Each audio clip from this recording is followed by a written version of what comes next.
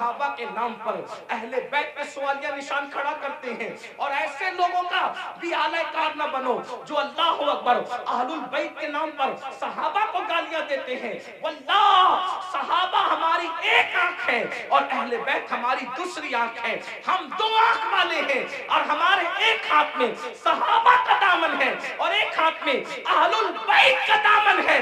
اللہ اکبر، صحابہ وہ ہیں جنہوں نے اسلام پھیلایا ہے، اور اہل بیت وہ ہیں جنہوں نے اسلام بچایا ہے۔ ہم پھیلانے والوں کا بھی احسان مانتے ہیں اور بچانے والوں کا بھی احسان مانتے ہیں۔ نعرہ تکبیر، نعرہ رسالت، مسلک اعلی حضرت، نعرہ تکبیر، حضرت علامہ مولانا۔ جہاں ہم کربلا کی جنگ کو بھول نہیں سکتے کہ وہ اسلام بچانے کی جنگ تھی، وہی ہم بدر اور احد کو بھی بھول نہیں سکتے کہ وہ اسلام پھیلانے کی جنگ تھی۔ جہاں ہم کربلا کے فاقہ کشوں کو نہیں بھول سکتے، وہی ہم بدر و احد کے فاقہ کشوں کو بھی فراموش نہیں کر سکتے۔ کربلا والوں کو رسول اللہ نے اپنے کندھوں پہ اٹھایا ہے، تو بدر و احد اور خندق اور خیبر والوں کے لیے قرآن کہتا ہے وَالْعَادِيَاتِ دَبْحًا فَالْمُورِيَاتِ قَدْحًا۔ اے محبوب، جو تیرے پیچھے گھوڑے دوڑاتے ہیں اور ان کے گھوڑوں کی ٹاپوں سے جو دھول نکلتی ہے، ہم ان گھوڑوں کی ٹاپوں سے نکلنے والے دھول کی بھی قسم اٹھاتے ہیں۔ جن کے گھوڑوں کے پیروں سے لگنے والی دھول اتنی قیمتی ہے کہ اللہ اس کی بھی قسم قرآن میں اٹھاتا ہے۔ قرآن تو پڑھو نا، قرآن تو پڑھو۔ صحابہ کو کیا سمجھو گے؟ ارے صحابہ کا گھوڑا اتنا قیمتی ہے کہ اس کے پیر سے جو مٹی لگتی ہے اور اس سے جو دھول اڑتی ہے، اللہ اس دھول کی قسم کی بھی، اس دھول کی بھی قسم اٹھا کر کے بتاتا ہے، جس کے گھوڑوں کی ٹاپ سے لگنے والی دھول ہمارے نزدیک اتنی قیمتی ہے تو صحابہ کا گھوڑا کتنا قیمتی ہوگا، اور جب وہ صحابی کا گھوڑا قیمتی ہے تو اس میں بیٹھنے والا صحابی کتنا قیمتی ہے۔ ذرا غور کیجئے۔ اس لیے ایمان بچانا ہے تو اعتدال کے مسلک پہ نہیں ہے، اور یہ فکر اعتدال 14ویں صدی میں جن علماء نے دی ہے، اس کے سردار کو امام اہل سنت کہتے ہیں، اور وہ اہل سنت کا امام کہتا ہے اہل سنت کا ہے بیڑا پار، اصحاب حضور نجم ہے اور ناؤ ہے، اطرت رسول اللہ کی۔ تو وہ خطبہ جو فتنہ پھیلاتے ہیں وہ یہ بھی کہتے ہیں بھئی مزار پہ کیوں جاتے ہو؟ مزار پہ جانا تو شرک ہے، نہ جاؤ مزار پہ، فتنہ پھیلا۔ ہم کہتے ہیں آپ ذرا ہوش سے بات کریں، کیا مزار پہ جانا شرک کیسے ہو سکتا ہے؟ رسول اللہ نے مزار پہ جانے کا حکم دیا، اور تو کیا معاذ اللہ حضور مزار پہ جانے کا جو حکم دے کر کیا شرک کا حکم دے رہے معاذ اللہ؟ کیا حضور علیہ السلام نے یہ نہیں فرمایا؟ آقا فرماتے ہیں کہ میں نے تم کو پہلے قبروں پہ جانے سے منع کیا تھا، اب تم قبروں پہ جایا کرو، کیونکہ قبروں پہ جاؤ گے تو تمہیں تمہاری آخرت یاد آئے گی۔ لوگ اس کو بھول گئے، وہ کہتے ہیں نہیں جانا چاہیے، شرک ہے۔ ایک بات آپ سے کہتا ہوں آخری میں، مزار پہ جاؤ کوئی شرک نہیں، بلکہ اللہ کے رسول نے تو 6 سال کی عمر میں جو پہلا سفر کیا تو اپنے والد کے مزار پہ بھی تشریف لے گئے، اور بخاری مسلم آپ اٹھا کر کے دیکھیں، سیاستہ اٹھا کے دیکھیں کہ حضور علیہ السلام شہدائے احد کے مزارات پہ خود تشریف لے جاتے تھے۔ شہدائے احد کے مزارات پر اللہ کے رسول خود تشریف لے جاتے تھے۔ سید الشہداء امیر حمزہ کے مزار پر سیدہ فاطمہ الزہرا خود تشریف لے جاتی تھی۔ غور فرمائیں، آپ غور کیجئے، مزار پہ جانا شرک نہیں ہے، لیکن ایک بات آپ سے سنیوں سے کہنا ہے، میرے بھائیوں سے، مزار پہ ضرور جاؤ لیکن سنت کے مطابق جاؤ۔ آج ہماری سنی قوم اپنے مسلک کو خود بدنام کرتے ہیں، وہاں جا کر کچھ لوگ علم نہ ہونے کی وجہ سے سجدہ کرتے ہیں۔ ہمارے مذہب میں، اسلام میں، سجدہ کرنا اللہ کے سوا کسی کو جائز نہیں۔ آپ غلطی کرتے ہو، دیکھو اگر کوئی مسلمان شراب پیتا ہے تو کیا اس کا الزام اسلام پر آئے گا؟ بولو بھائی بتائیے، صحیح کہہ رہا ہوں غلط کہہ رہا ہوں؟ اگر مسلمان شراب پیے تو کیا اس کا الزام اسلام پر آئے گا؟ بولے نہیں آئے گا، کیونکہ اسلام نے شراب حرام کیا ہے۔ اب کوئی شراب پی رہا ہے تو یہ اس کی اپنی نادانی ہے، اسلام کا اس میں کوئی قصور نہیں ہے۔ تو اگر معاذ اللہ کوئی جاہل ان پڑھ قبر پہ جا کے سجدہ کر رہا ہے تو اہل سنت اس کی تائید کبھی نہیں کرتے. ہمارے امام سیدی اعلیٰ حضرت نے تو پوری کتاب لکھی الزبدۃ الزکیہ، سجدے تعظیمی کی حرمت پر آپ نے پوری کتاب لکھی. تو غیر اللہ کو سجدہ تعظیمی حرام ہے، اور معاذ اللہ اگر عبادت کی نیت سے کرے تو شرک ہے. یہ ہم اہل سنت کا مسلک ہے. سجدہ کرنے کے بارے میں ہم سنیوں کو لوگ بدنام کرتے ہیں، جھوٹ بولتے ہیں، تجاوز عارفانہ سے کام لیتے ہیں کہ ہم تائید کرتے ہیں. ہمارے کسی سنی ذمہ دار عالم نے کبھی قبر پر سجدہ کرنے کی اجازت نہیں دی، اس کی تائید نہیں کی. بھائی اگر ہم قبروں کو سجدہ کرتے تو پھر ہم مسجدیں کیوں بناتے؟ ہم اتنی محنت کر کے چندے کر کے مسجدیں کیوں بناتے؟ بھائی جو قبروں کو سجدہ کرے گا اس کی مسجد کیسے ہوگی؟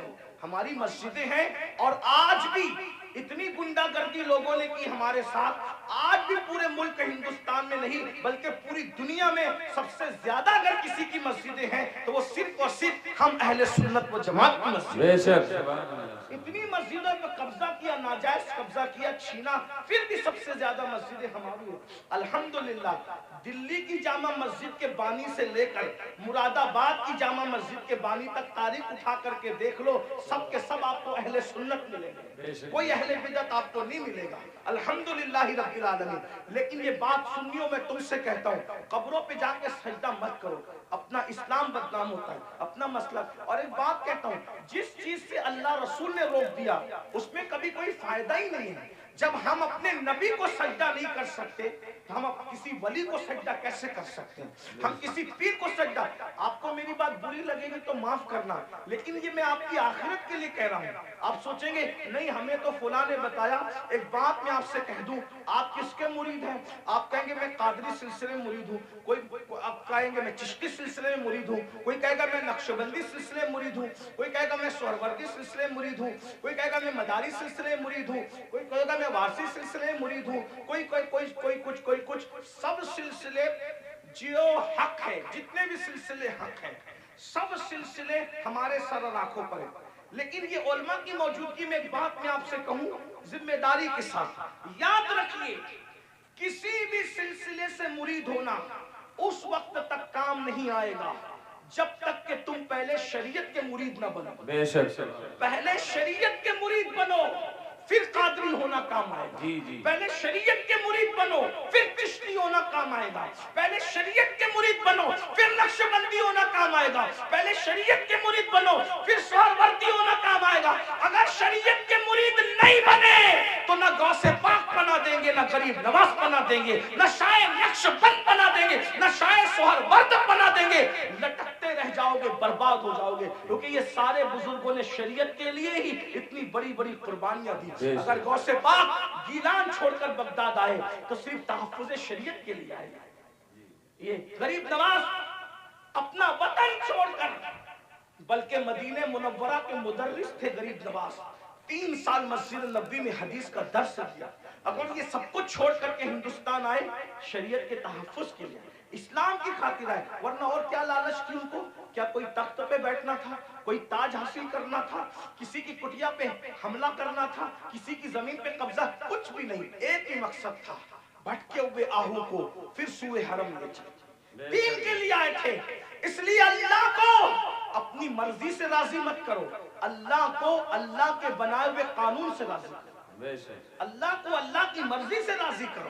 تو یہ قبروں پہ سجدہ کرنا حرام ہے اگر سجدہ تعظیمی ہے تو، اور اگر سجدہ عبادت ہے تب تو مشرک ہو گئے، ایمان ہی نہ رہا. اسی طریقے سے قبروں پہ جاؤ تو بزرگوں کے طریق پر جاؤ، ہاتھ باندھ کر باوضو جاؤ، اور کم سے کم 2 ہاتھ دور کھڑے رہو، اور بزرگوں کی ولیوں کی قبروں کی ایسی تعظیم کرو جیسا ان کی ظاہری حیات میں مل جاتے، جیسے تعظیم کرتے ویسے تعظیم کرو. بتاؤ کیا اگر غوث پاک غریب نواز اور بزرگان دین ہمیں مل جاتے تو ہم ان کے اوپر ایسے لٹکتے، ایسے لٹکتے، ان کے اوپر ایسے گرتے پڑتے جیسے قبروں پہ گرتے پڑتے؟ عقیدت اپنی جگہ. بلکہ آپ کو کہتا ہوں رسول اللہ کی مزار انور کو دیکھا تو سیدی اعلیٰ حضرت پکار اٹھتے، پیش نظر وہ نوبہار، پیش نظر وہ نوبہار، مگر سجدے کو دل ہے بے قرار. عاشق تھے نا، आशिक थे ना, यार का जलवा देखा और कहने लगे सजदे को दिल है बेकरार। मगर आशिक होकर भी अदब का दामन हाथ से न छूटे, शरीयत का दामन हाथ से न छूटे। फौरन कहते हैं मगर क्या करूं, रोकिए, सर को रोकिए। हाँ यही इम्तिहान, क्या बात है, ये इम्तिहान है हमारा। इसलिए अब एक बात कह दूं, कड़वी लगे तो माफ करना, जिनको सजदा करना हराम है वहां जाके सजदे करते हो, और जिसको सजदा करने का हुक्म है उसको सजदा नहीं करते।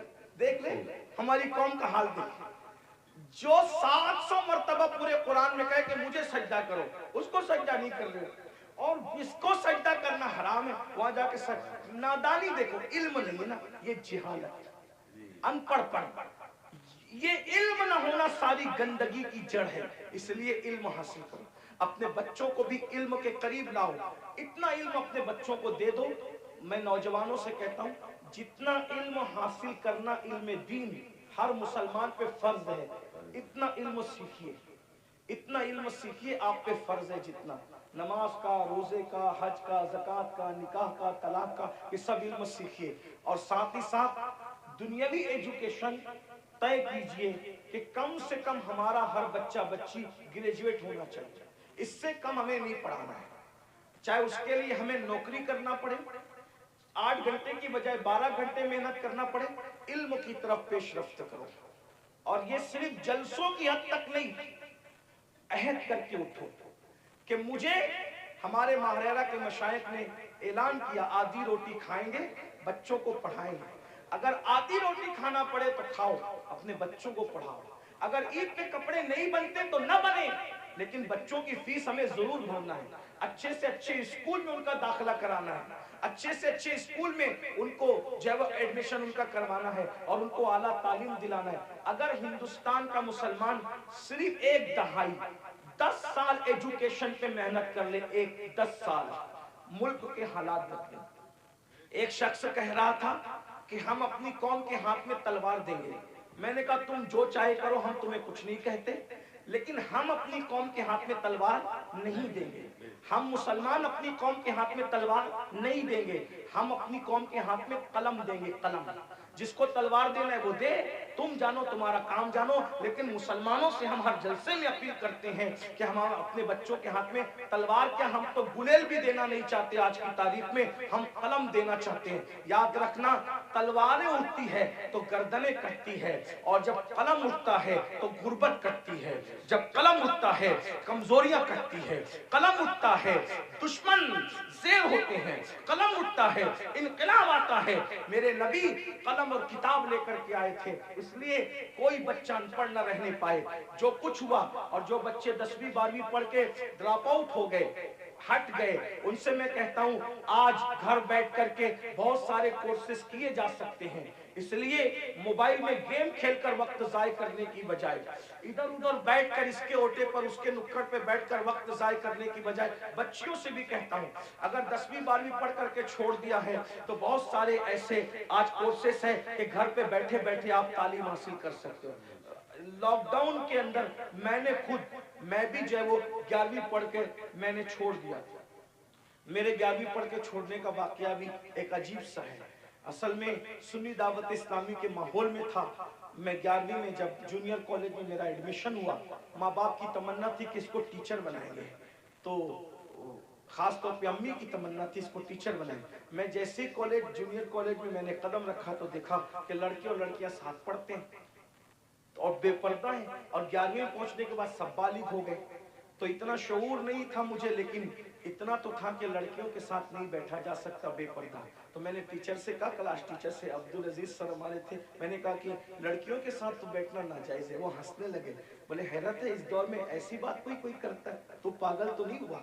मैंने 1 महीने तक के ये बात करता रहा। आखिर हमारे प्रिंसिपल ने कहा ऐसी बात नहीं। मैंने कहा या तो डिवाइड कर दें या तो फिर हम चले, और मैंने जो है वो फिर उसके बाद छोड़ दिया। मेरे सर मेरे घर तक आए, इत्तेफाक से वो मेरे अब्बा के भी क्लास टीचर रह चुके थे, और मेरे भी एक ही स्कूल में, हमारे अब्बा नहीं पढ़ा हमने भी पढ़ा। तो वहां पर वो आए, कहा कि अब्बा, वो कहा कि तेरे बेटे को समझा कि ये पागल तो नहीं हुआ है। मैंने कहा कुछ भी हो मैंने नहीं पढ़ना, शरीयत ने मना किया। हालांकि आप ऐसा नहीं करना, علماء سے آپ پوچھنا، علماء آپ کو بتائیں گے حالات کے تحت معاملات ہوتے ہیں، لیکن اس وقت ماحول ایسا تھا ہمارا سنی دعوت اسلامی کا ماحول تقوی کا، پرہیزگاری کا. اب تو ہم متقی نہیں ہیں، وہ پرہیزگاریاں ہی نہیں ہیں، لیکن بہرحال تو وہ ماحول تھا تو ہم نہیں گئے پھر. لیکن میرے عزیز ساتھی، میرے بڑے بھائی کی طرح، وہ بھی ایک اسکول کے پرنسپل ہے اور ہماری سنی دعوت اسلامی کے رکن شورا ہیں قاری رضوان خان صاحب. اس نے کہا کہ پڑھ لے بھائی ورنہ ایسے ہی رہ جائے گا. میں نے کہا اگر میں اچھی نیت سے اللہ کی شریعت کے لیے چھوڑ رہا ہوں تو اللہ اس کا صلہ مجھے دے گا. اور اللہ نے مجھے صلہ یہ دیا کہ آج میں ایک English medium school and junior college کا چیئرمن ہوں الحمدللہ. اور تقریباً 50 ٹیچرز جو ہے وہ اس وقت کم و بیش الحمدللہ جو ہے وہ ہمارے انڈر میں کام کرتے ہیں.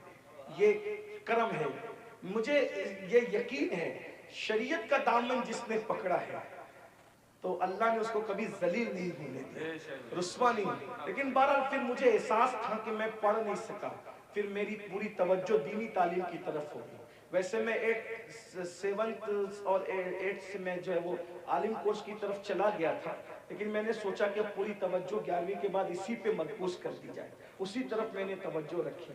لیکن پھر مجھے احساس تھا کہ میں نے دنیاوی تعلیم کو بھی آگے بڑھا. تو لاک ڈاؤن کا فائدہ اٹھاتے ہوئے پھر میں نے ایم اے کے اندر ایڈمیشن لیا ابھی. ہاں الحمدللہ. ہاں اور اس کے پہلے ایگزام میں شرکت کا پروگرام تھا اور اس کی تاریخ اور حج کی تاریخ سیم ہو گئی تو نہیں دے سکا.